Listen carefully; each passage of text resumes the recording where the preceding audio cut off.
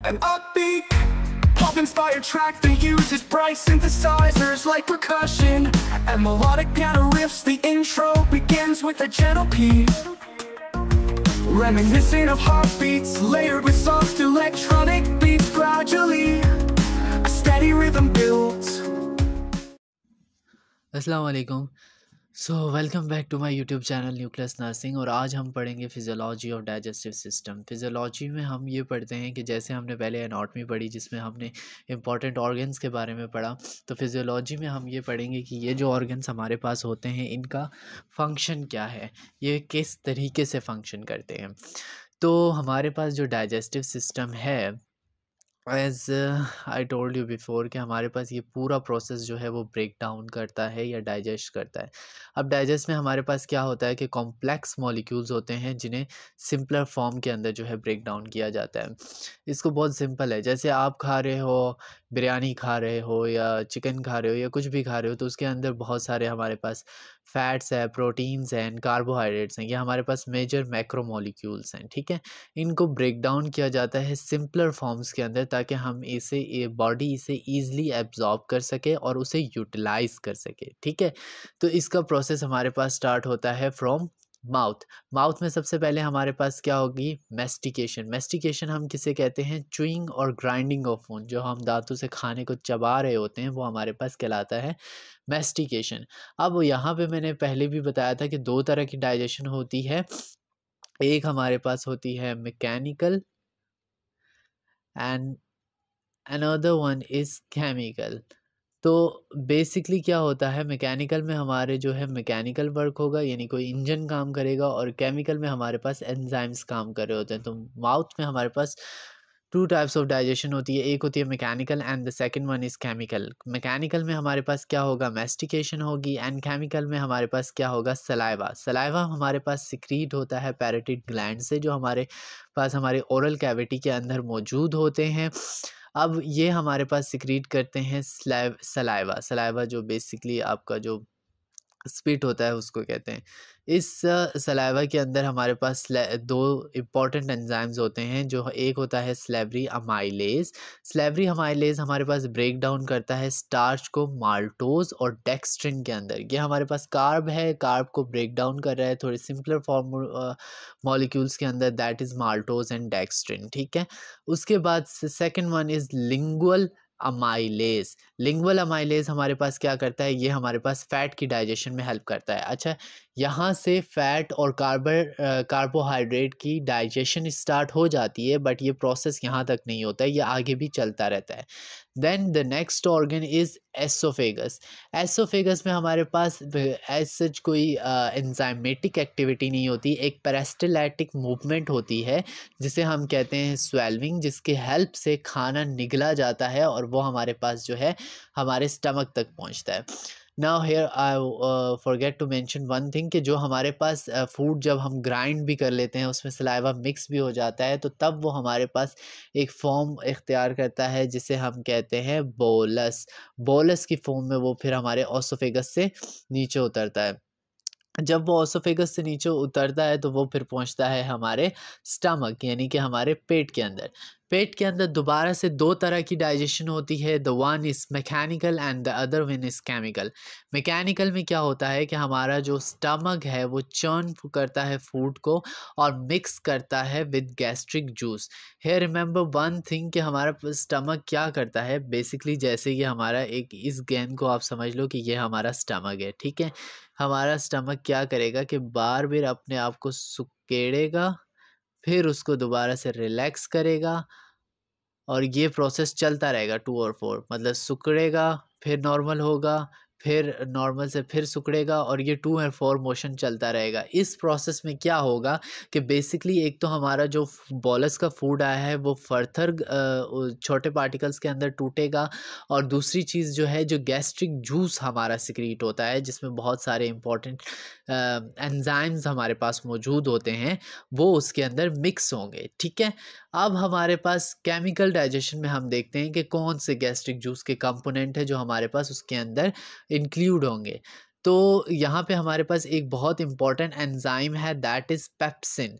Pepsin हमारे पास क्या करता है, प्रोटीन का ब्रेक डाउन करता है into peptides that are the smaller molecules of proteins. Okay, अब यहाँ एक बात याद रखिएगा कि पेप्सिन जो है वो पेप्सिन की शक्ल में मौजूद नहीं होता, ये हमारे पास मौजूद होता है in the form of pepsinogen.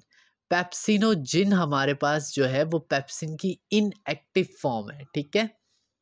This जो हमारे पास ये वाली जो फॉर्म है, ये हमारे पास इनएक्टिव फॉर्म है।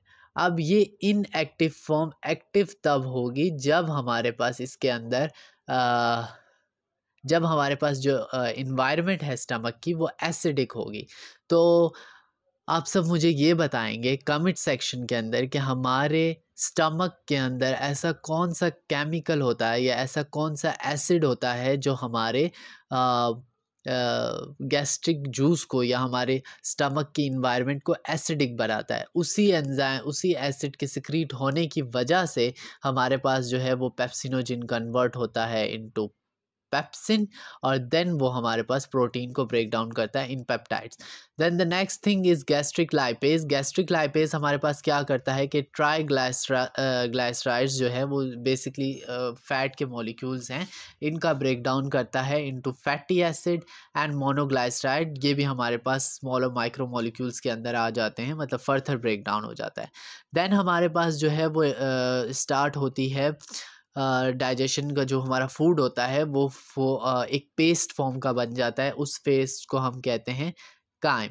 सही है, ये काइम हमारे पास मूव करेगा into small intestine.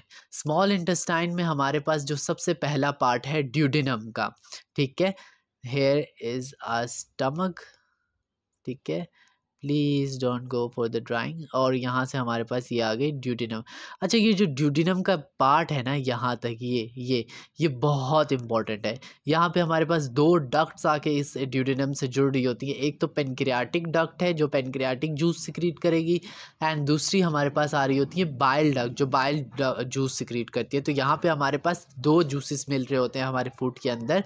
The one is pancreatic juice, the second one is bile juice.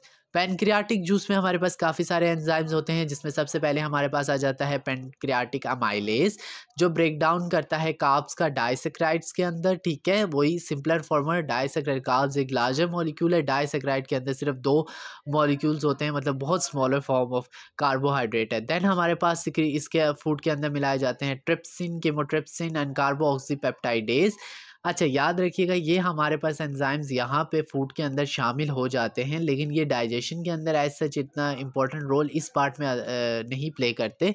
Small intestine के आगे फर्दर मूव करके ये एब्जॉर्प्शन के अंदर हेल्प करवाते हैं, जहाँ पे ये बेसिकली डाइजेस्ट करते हैं प्रोटीन को further. Then we have pancreatic lipase. Pancreatic lipase हमारे पास कन्वर्ट करेगा fat into fatty acid and monoglyceride. Then we have nucleus. Nucleus हमारे डीएनए और जो आरएनए होता है उसको ब्रेक डाउन करता है न्यूक्लियोटाइड्स के अंदर। तो as you guys can see कि हमारे पास हर मॉलिक्यूल को बिल्कुल सिंपलर फॉर्म में और ज़्यादा बारीक बीनी से उसे तोड़ा जा रहा है। Then we have bile juice. अब बाइल जूस हमारे पास क्या कराता है, बाइल जूस हमारे पास करवाता है फैट इमल्सिफिकेशन। इसको ज़रूर याद रखना, ये अक्सर हमारे पास एग्ज़ाम से पूछा जाता है कि फ़ैट इमल्सिफिकेशन कहाँ होती है। तो याद रखना ड्यूडेनम में होती है, और करवाता कौन है, वो बाइल जूस करवाता है, ठीक है। इसमें बेसिकली जो है फ़ैट को और ज़्यादा छोटे छोटे उसके अंदर ब्रेक डाउन किया जाता है, ठीक है, पार्टिकल्स के अंदर, ताकि ये जो हमारे पास पेनक्रियाटिक लाइपेज है इसका इफ़ेक्ट और ज़्यादा इंक्रीज़ हो सके और फैट के मॉलिक्यूल और ज़्यादा आसानी से टूट सकें। देन हमारे पास आ जाता है लार्ज इंटेस्टाइन, ठीक है। स्मॉल इंटेस्टाइन में भी आगे जाके पहले हम स्मॉल इंटेस्टाइन में आगे क्या होता है वो देख लेते हैं। स्मॉल इंटेस्टाइन में आगे हमारे पास होती है एब्जॉर्प्शन। एब्जॉर्प्शन अब हमारे पास होती है इस स्ट्रक्चर के अंदर, ये हमारे पास कहलाता है विलाई। आपकी जो स्मॉल इंटेस्टाइन है ना, स्मॉल इंटेस्टाइन की जो सरफेस है वो सरफेस स्मूथ नहीं है, उस पे ऐसे हेयर लाइक जो है ना स्ट्रक्चर प्रेजेंट होता है सीलिया की तरह, बट देज आर नॉट सीलिया, ये हमारे पास जो है विलाय कहलाते हैं। अब इस विलाय में क्या होता है कि as you guys can see कि हमारे पास एक वेन आ रही है और आर्टरी आ रही है, बीच में कैपिलरीज मौजूद हैं। तो यहाँ पे बेसिकली क्या होता है कि जो भी हमारे पास ये जो सेमी परमिएबल मेम्ब्रेन है, ये हमारे पास जो है फूड पार्टिकल्स, जो स्मॉल फूड पार्टिकल्स होते हैं वो यहाँ से इन अंदर हमारे पास आर्टरीज और वेन के अंदर जाते हैं और वहाँ से कैपिलरीज के पास जाते हैं और फिर वहाँ से पूरी बॉडी के अंदर ट्रांसपोर्ट होते हैं। तो यहाँ पे एब्जॉर्प्शन होती है। तो एब्जॉर्प्शन कौन करवा रहा है स्मॉल इंटेस्टाइन के अंदर? That is विलाय। Remember this for your MCQs. The next one is large intestine. Large intestine में एज सच हमारे पास कोई डाइजेशन या एंजाइमेटिक एक्टिविटी नहीं हो रही होती, इसमें हमारे पास एब्जॉर्ब हो रही होती है वाटर और इलेक्ट्रोलाइट्स का एब्जॉर्प्शन हो रहा होता है। मोर ओवर हमारे पास जो गट फ्लोरा होता है वो अनडाइजेस्टिव कार्ब को डाइजेस्ट कर रहा होता है in the form of vitamins, वो उनको कन्वर्ट कर रहा होता है वाइटामिन्स के अंदर। ठीक है, तो ये हमारे पास था पूरा फिजियोलॉजी ऑफ डाइजेस्टिव सिस्टम। आप लोगों ने अपना होमवर्क कंप्लीट करना है और मुझे बताना है कि कौन सा एसिड है जो हमारे पास स्टमक के अंदर सिक्रीट होता है।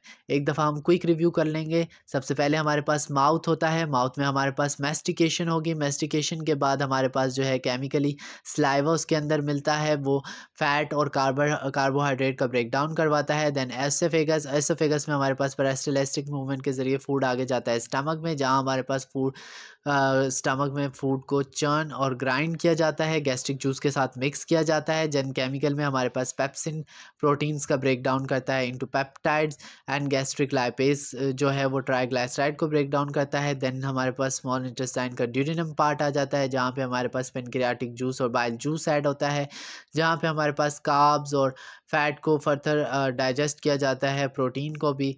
देन बाइल हमारे पास फैट इमल्सिफिकेशन करवाता है। देन स्मॉल इंटेस्टाइन के जो फर्दर पार्ट हैं जिसमें हमारे पास जिजिनियम और इलियम आ जाता है, वहाँ हमारे पास एब्जॉर्प्शन ऑफ फूड मॉलिक्यूल्स की जाती है। देन हमारे पास लार्ज इंटेस्टाइन में वाटर और इलेक्ट्रोलाइट्स की रीएब्जॉर्प्शन होती है और गट फ्लोरा जो है वो कार्ब्स को वाइटामिन्स के अंदर कन्वर्ट कर रहा होता है और आफ्टर दैट जो हमारे पास वेस्ट मटेरियल बचता है वो एक्सक्रीट आउट हो जाता है। थैंक यू, अल्लाह हाफिज़।